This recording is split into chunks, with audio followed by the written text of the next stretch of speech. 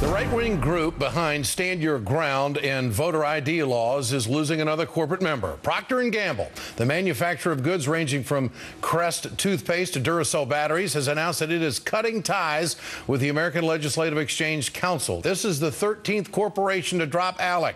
But a mass exodus of members isn't the organization's only problem. The Open Government Advocacy Group, Common Cause, has filed an IRS complaint against ALEC's tax-exempt status. The president of Common Cause explained in a statement, ALEC tells the IRS in its returns that it does no lobbying, yet it exists to pass profit-driven legislation in state houses all over the country that benefits the corporate members. ALEC is not entitled to abuse its charitable tax status to lobby for private corporate interests and stick the bill to the American taxpayer. Let's bring in Robert Greenwald, president of Brave New Films. Great to have you with us, Robert, always. Thank you. How good a case does Common Cause have against ALEC? They have a great case, Ed, and it's a very exciting day, which we all should be celebrating with Bob Edgar and Common Cause. And, you know, all of the progressive groups who've been working so long and hard on this to expose ALEC, People for the American Way and the Nation magazine and Color of Change and Lisa Graves and Credo, you know, the list goes on. And this is what we do when we get together and we say this is wrong. ALEC is lobbying, and they're spending our tax dollars, Ed, because they're a nonprofit. How dare they use our tax dollars by passing and organizing and planning these awful bills? The ones you mentioned, the ones on immigration, it goes on and on and on. But they're really on the run now, and that's very exciting. Do you think these major corporations were paying close attention to the voter ID suppression laws that ALEC was passing? I mean, did they know what they were doing? I mean, how could they have not known what they were doing?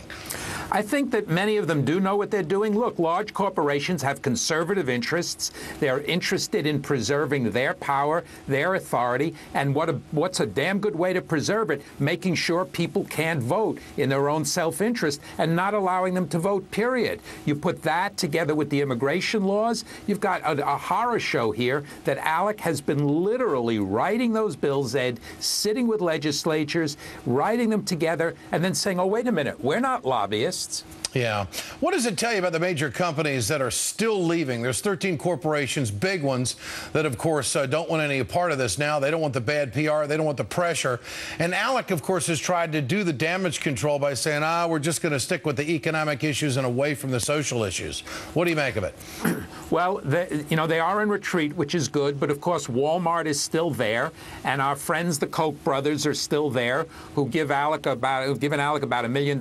They gave them a $500,000 loan. And so those corporations that are not leaving, we have a justifiable right to say, we're not spending our money on your product if you're taking our money and using it to support this horrific legislation and to support this kind of extreme right-wing ideology. And Robert, your last documentary on the Koch brothers, they're very connected to ALEC, one of their main supporters?